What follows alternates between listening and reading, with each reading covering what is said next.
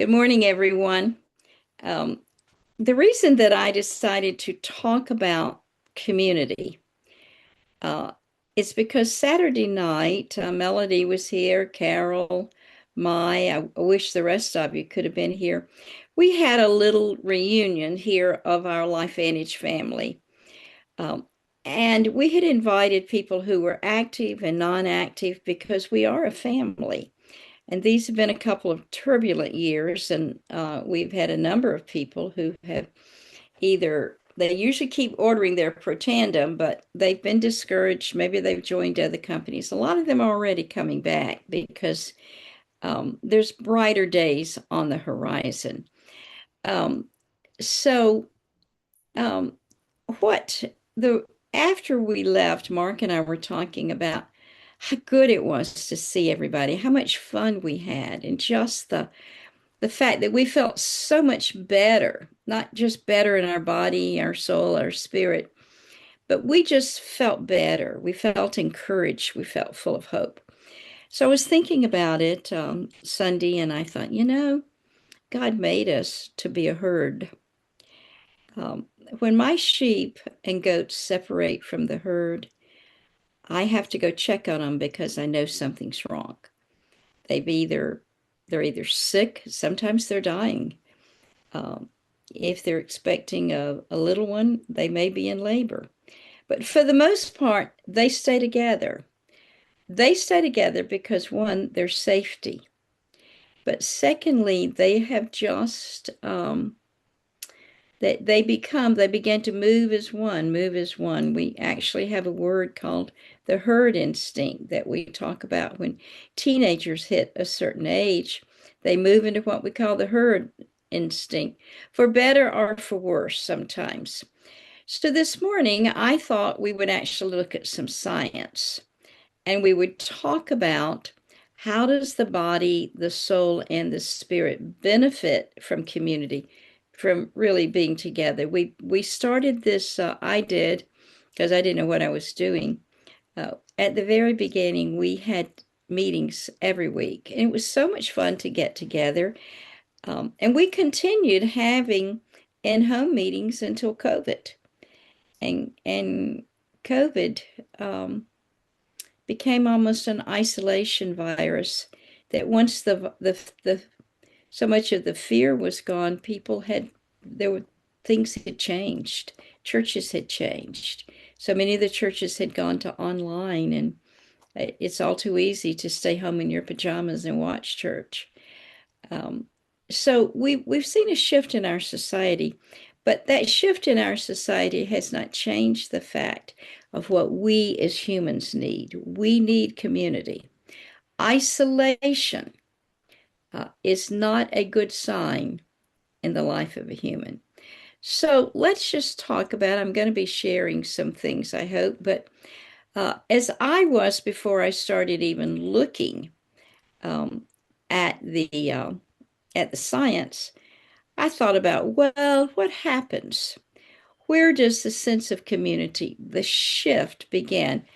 Uh, it begins when people were getting ready and accepting the invitation, as well as thinking about their covered dish. Now, I know that sounds simplistic, but it's true. There would have been certain neurochemicals, certain enzymes, certain things that would have been triggered just from thinking about that.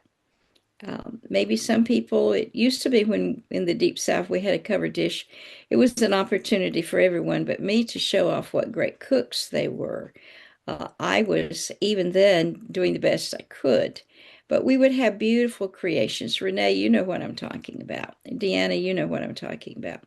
Beautiful creations of what these dear ladies would bring to these covered dish dinners.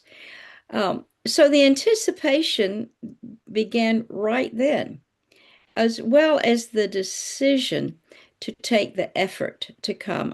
I live way out for some people. I know Debbie and Carol had to drive from Topeka. Um, so there was a huge effort that went in there. But when the car drove up in the driveway and the person got out of the car And they walked up to the drive to the door, and the door was opened, and someone greeted them. For many of them, it was Debbie. For some of them, it was me, depending on where I was. The anticipation that we had of welcoming and seeing them, um, if we both smiled, which of course we did, the guest as well as whoever was greeting them, your serotonin, your neurotransmitter serotonin, that makes you feel that everything's all right with the world, increased. That's how rapidly your serotonin increases when you smile. It just gives you a little happiness boost. And then, of course, if I was at the door, I gave you a hug because I believe in hugs. What happened then? We both got some oxytocin. This is such an important hormone that serves as a neurotransmitter. That big hug actually causes a boost of this in our bodies and in our mind that again makes us feel connected, makes us feel a part of the life that's going on around us, increases our compassion, increases our caring about people. That's why when they first discovered it, they called it the love chemical because there's bonding. Then, as the people here moved on through the room and they began to see other people they knew and they were introduced to strangers, all sorts of beautiful dynamics in the body and in the mind. And then as we began to even share later in the day, and so many there began to realize how many of us are Christians and who are in some sort of service, that would have helped fed our spirit. But what about the science? Is there anything that supports what I'm talking about in the world of science? Well, we're going to see, hopefully. And let's start with the neurotransmitters that I was talking about. Because when I got on to start looking for the science, it was there. It was there for even more than I was anticipating. Engaging in community and social connection activates key neurochemicals like dopamine, oxytocin, and serotonin. Now, the dopamine is the reward chemical. People are highly addicted to it. I didn't know until I started studying that it is also activated when we get together. The oxytocin, kind of the bonding hormone released during social engagement, cooperation, physical touch, fostering trust, safety, and a sense of belonging. And that's certainly what we felt. We felt a sense of family Saturday.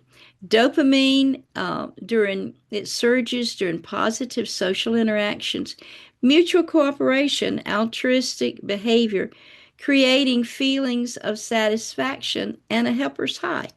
Uh, People were amazing about cleaning up afterwards. No one had to be asked or told. People just jumped in, started doing things. People were helping each other. It was a beautiful. And if we'd had on some monitors, we could have seen the dopamine surging. Serotonin regulates mood, social behavior, overall emotional stability, buffering against, listen to this, the negative physiological, and I would have to add psychological effects of stress and isolation.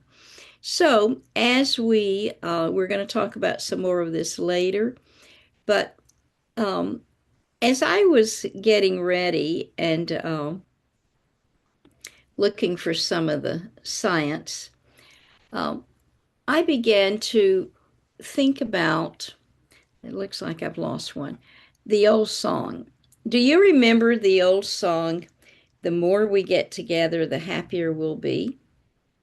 And some of you are like, never heard it. And that's because you went to elementary school uh, after they stopped teaching us all those wonderful little songs we used to sing. Some of you, Debbie, you may be old enough to remember it. But the song goes, the more we get together, the happier we'll be. And then it goes on to say, for my friends are your friends, and your friends are my friends.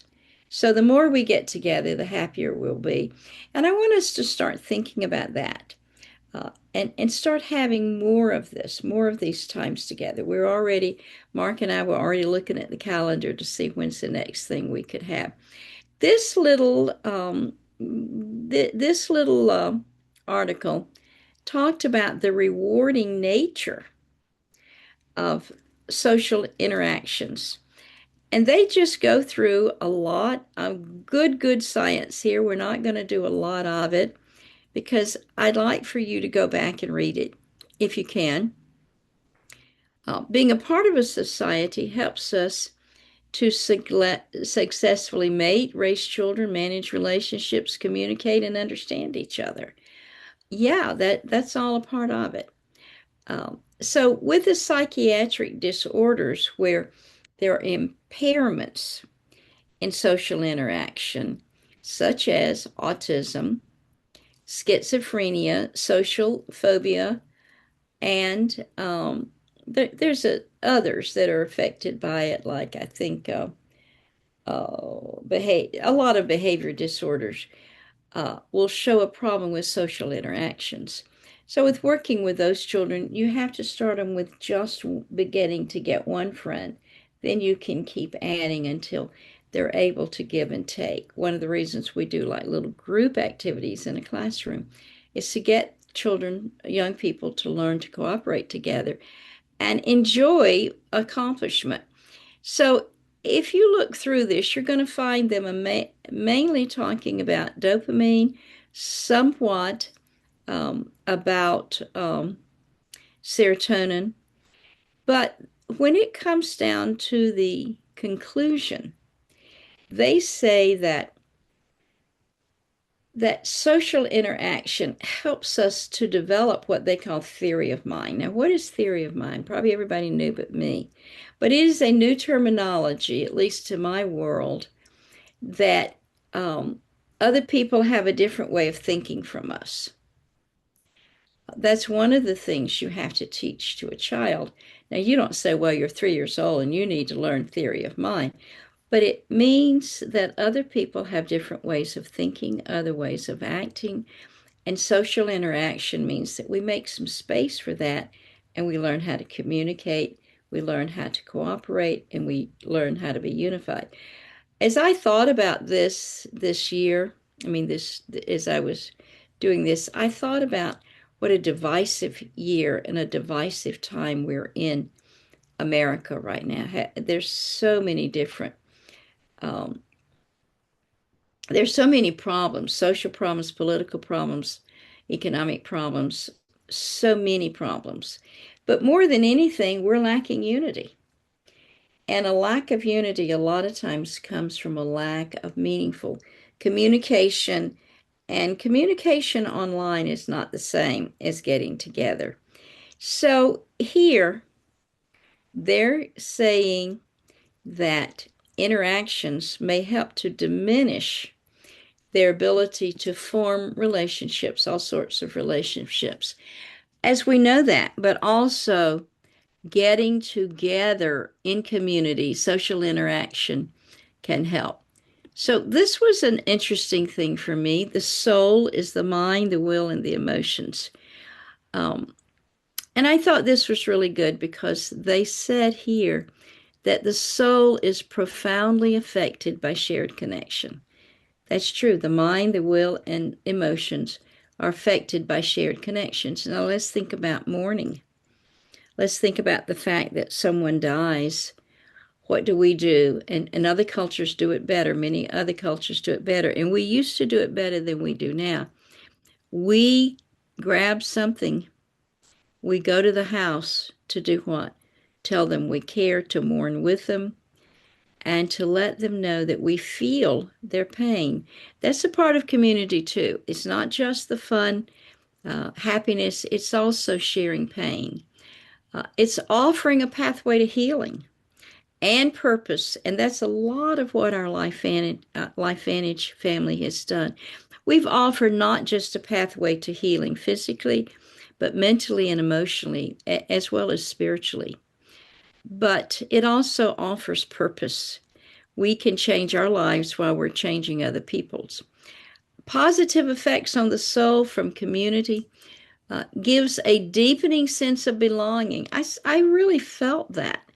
Saturday night, I thought, man, these are my people. Interacting with others fulfills a core spiritual hunger. Look at that. That's what I'm talking about. We're made to be together. Replacing isolation with shared understanding, acceptance, and a sense of being truly seen, and I want to add appreciated and loved. Expanded purpose. Participating in a collective mission. Hey, we're trying to change the landscape of the world, the health landscape of the world. And we're also trying to make our lives healthier and wealthier, whether through service, advocacy, or shared values, which we certainly hold, connects the individual soul to something larger than, guess what? The ego. Emotional and spiritual healing. Compassionate relationships provide resilience, grounding, and comfort during difficult life transitions like grief or aging. And we even have seen that. I remember when Mona was sharing about when Judy lost her daughter in Alaska, and they had to very rapidly go up there. They had all sorts of expenses. And I think it was Norma Kramer who got in touch with all of us, and we all began to give so that we could help Mona and Judy come home and help them during this time. So, one more thing that I wanted to show you, how does the mind? We talked about the soul, but I'm going to really look at this in the mind. The mind grows in a spiritual community. You see this in your churches through shared practices, collective accountability. And this is what I wanted you to see: the rewiring of neural pathways via relational connections. One of the biggest reasons for ADD, ADHD, and autism is this lack of, it is the wrong rewiring from these hours and hours of screens. The screens wire the brain incorrectly. The brain is to be wired with personal and social connections and relationships. Interacting with others exposes you to new perspectives. Wow, that's certainly been true with our community, hasn't it? Challenges old thought patterns. Absolutely. We have to get rid of old thought patterns, especially as it deals with traditional medicine, for example. Helps us to reframe our personal struggles. As the people stood up Saturday night, I wasn't anticipating this. All we were going to do was get together, eat supper together, and chat and talk. But almost at the last minute, I said to Mark and to David Meisner, what if we give everybody a couple of minutes to say something? And they were like, yeah, let's do it. And it turned into a beautiful thing of people sharing really what NRF2, Protandim, that little yellow pill, had done for them and their family, as well as what our community and our family had done, how much it meant. Beautiful Stephanie Keisman standing up. Why would she be interested in an old person like us? Standing up, saying that she never wants to miss any of our events because she likes being with us. Isn't that beautiful? And then collective accountability. A group provides a mirror, helping you spot blind spots. That's been so important to me with dealing with learning about LifeVantage and with this large, beautiful group of people I've come to know. Some of the best friends of my life have come to me during these years of LifeVantage, but it's helped me to spot blind spots. It's definitely helped me to uproot negative habits. And for all of us, even the decision not to eat bad stuff, for example, it helps us to anchor intentional life changes because we work together to help each other. So, biological resilience, research on the awakened brain shows that spiritual practices shared within a group offer neuroprotective benefits, reducing stress and guarding against anxiety and depression. So, what does it really mean then? What does it really mean when we say community may be the very best thing you can do for yourself? I think almost all of you have some church relationship, but for many people, the LifeVantage community became their church. Many of them were fried. They'd been fried in church, or maybe they'd never gone.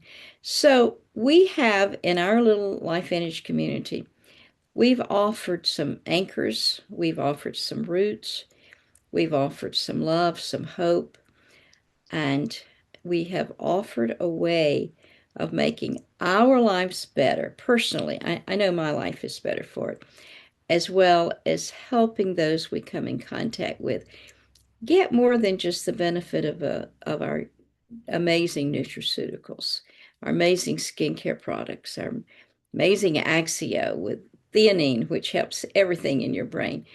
But what it does is it brings us together with common purpose, common goals, and I want us to really begin. And as when we get off the recording here, Carol, or we can leave it on. It doesn't matter. Nothing I'm saying this morning is non-compliant. To talk about how can we build on the beauty of community in our own LifeVantage family. Okay, let's go to questions and answers. Who wants to talk first?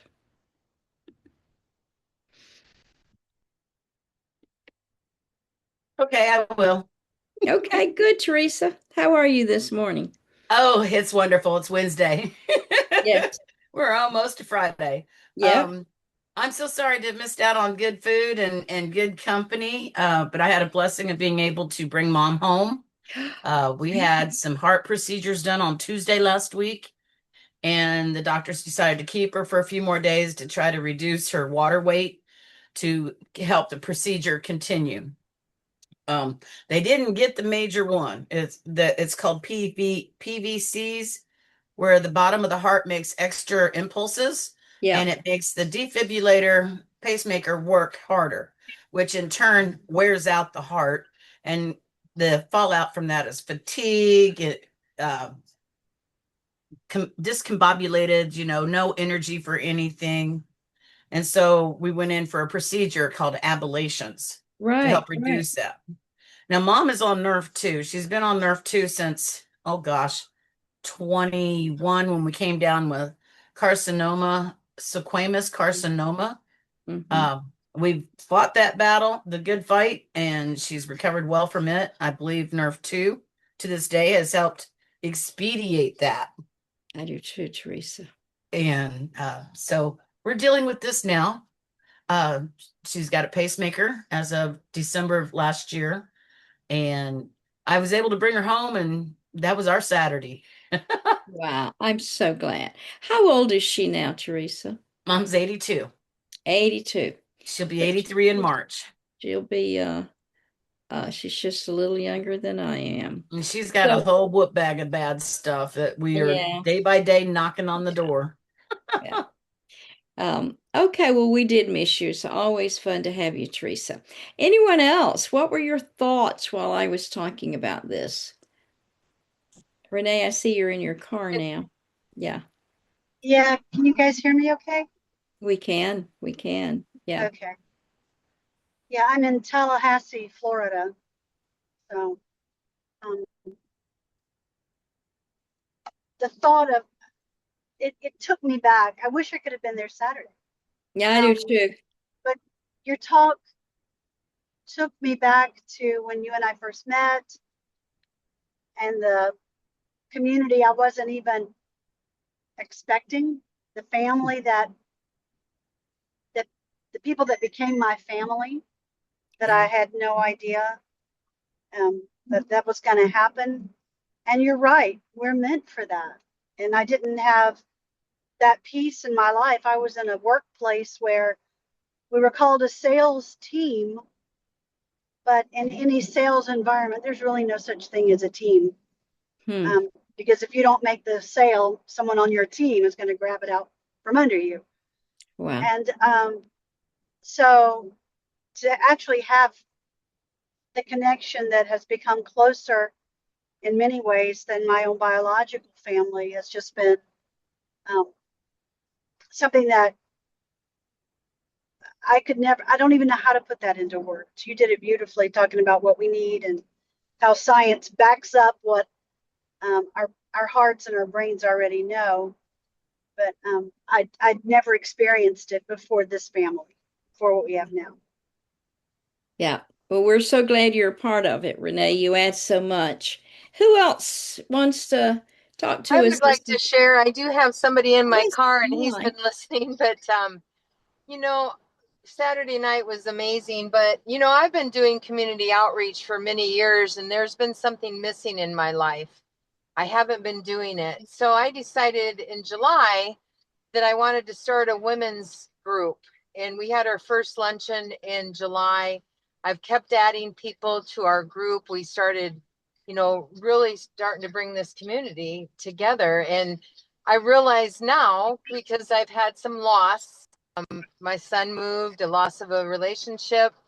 But when you backed it up with the science, when I had 12 ladies, including myself, at our dinner last night, and we built community. I shared on sharpening the saw, and as far as iron sharpens iron, and um, I left there, just my cup was overflowing, and all of my serotonin and dopamines were hitting high, right?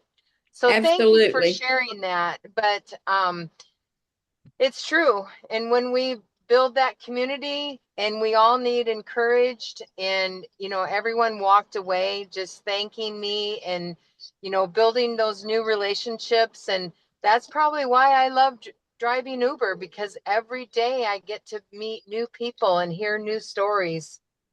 So It's true. thank you for letting me share. And you really love people, my. So, okay, well, it was great to have you Saturday night, and it's always great to have you on the call. Anybody else want to add anything here? Thought I Anybody? would add a little bit. Oh, Having good, been a Deanna. school teacher, um, I've seen, and my daughter's still teaching, and I've seen and heard so many things about lack of community. When kids could not go to school, when she told me that when they went back, they had to teach first and second graders and kindergartners how to walk down the hall. Oh my It goodness. really messed them up. And unfortunately, those kids now are in middle school, and bullying is such a bad problem. But myself, I noticed when Kim was sick and I could not get out because I had to care for him, that I lost community. And I mean, even after he passed away, I still did not connect like I should have. But in that respect, I'm doing a lot of different things now that I didn't. I started last year in November.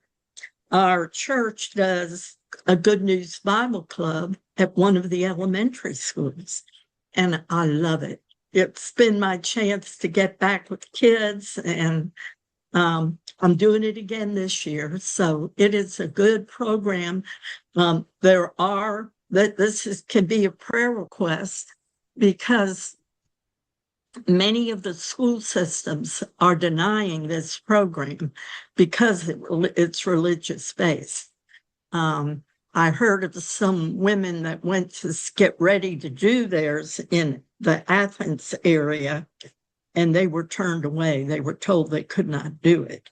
But fortunately, where I am, it's real strong. So anyway, but community is so important. Um, anyway, I love this business. So I'm glad that you're back working with kids, Deanna. So, okay, anybody else have anything you want to add? Carol, Tracy, I can't see who's all on this morning. Let me do another way and see if I can see it. Melody, any of you want to say anything before we call it a day? Miss Right. Jackie, I was just thinking that for a lot of us, it felt like our Life Vantage community, like you said, became church. But I think one of the things that really hit home for me was or is just the fact that we're all rowing the same direction. And it became almost for me like what church should be in the sense that, you know, we're all broken and fallen humans.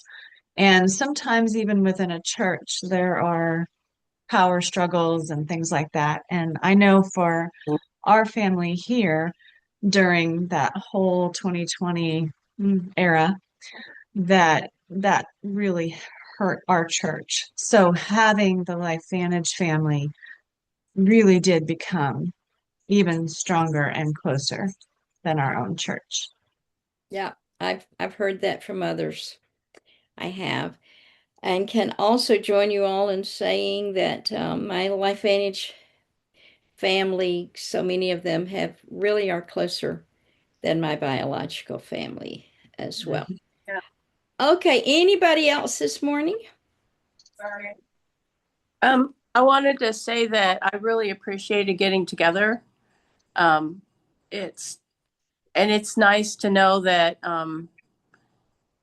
we come from Topeka because we're really connected to the people in Kansas City and the whole group, and it just is a good feeling to know that we are working with people that we don't see you very often, but when we do, it's like family.